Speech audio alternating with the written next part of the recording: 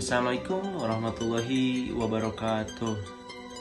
Selamat pagi teman-teman.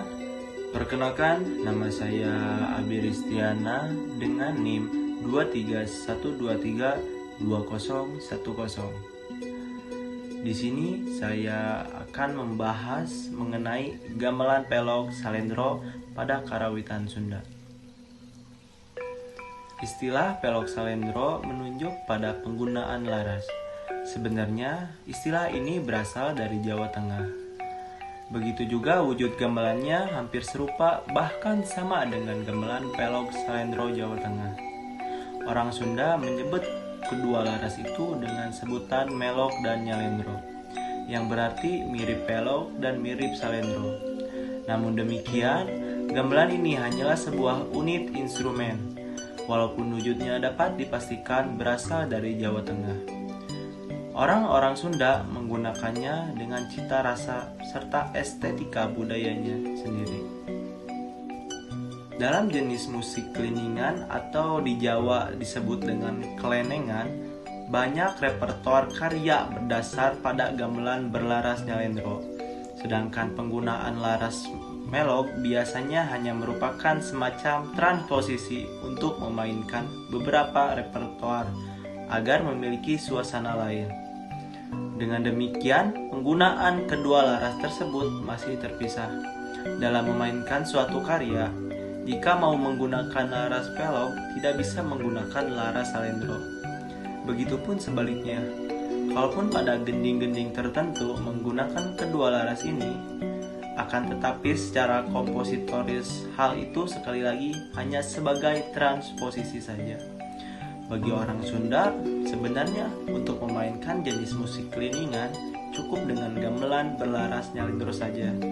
Karena dalam memainkan berbagai varian melodi seperti permainan rebab, sinden, atau alok dapat menggunakan berbagai laras selain laras nyalendro, seperti laras tegung, madenda, mataraman, dan lain sebagainya.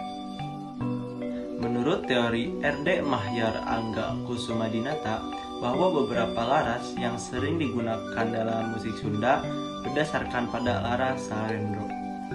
Nah, secara teori, jarak interval dari ketiga laras tadi antara lain degung, madenda, dan mataraman dapat diperluas lagi.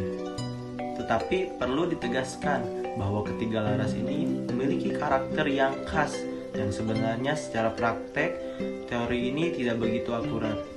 Oleh karena itu, tidak ada standar dalam penentuan nada dasar.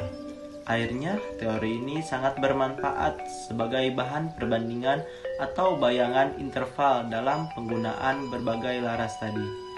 Bagi pemain rebab, sinden, atau alok, profesional perpindahan laras satu pada laras lainnya dilakukan secara improvisatif berdasarkan konsep musiknya. Dalam memperkaya khasanah tentang laras pada musik gamelan Sunda, yang awalnya varian laras itu hanya dimainkan oleh rebab, vokal, serta alok, akhir-akhir ini dibuat gamelan yang kurang lebih berdasarkan teori seperti di atas. Gamelan ini dikenal dengan istilah gamelan selap. Artinya terdapat nada-nada sisipan selain nada-nada pokok yaitu laras salendro. Gamelan seperti ini biasanya sering digunakan untuk gamelan wayang.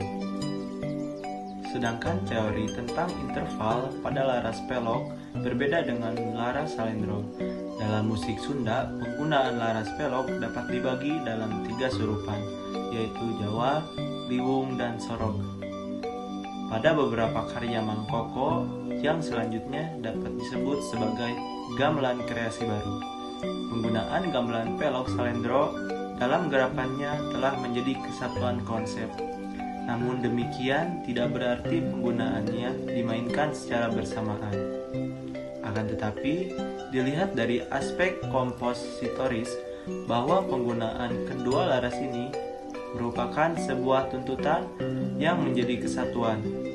Salah satu contoh misalnya pada karya Hujan Unggaran.